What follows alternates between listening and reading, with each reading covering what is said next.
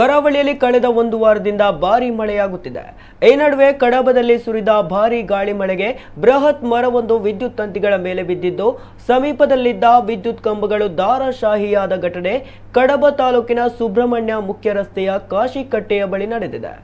ಇದರಿಂದಾಗಿ ವಿದ್ಯುತ್ ತಂತಿ ಮತ್ತು 2 ವಿದ್ಯುತ್ ಕಂಬಗಳಿಗೆ ಹಾನಿಯಾಗಿ ವಿದ್ಯುತ್ ಪೂರೈಕೆಯಲ್ಲಿ ವ್ಯತ್ಯಯ ಉಂಟಾಯಿತು. ಮೆಸ್ಕಾಂ ಸಿಬ್ಬಂದಿ ಭಾರೀ ಮಳೆಯ ನಡುವೆಯೂ ದುರಸ್ತಿ ಕೆಲಸ ಮಾಡಿ ವಿದ್ಯುತ್ ಕಲ್ಪಿಸುವಲ್ಲಿ ಕಾರ್ಯಪ್ರವೃತ್ತರಾದರು. ಬಲವಾದ ಗಾಳಿ ಬೀಸಿದಾಗ ಬೃಹತ್ ಮರ ಮುಖ್ಯ ರಸ್ತೆಗೆ ಬೀಳದೆ ಪಕ್ಕದ ಖಾಲಿ ಜಾಗದ ಕಡೆ ಬಿದ್ದಿದೆ.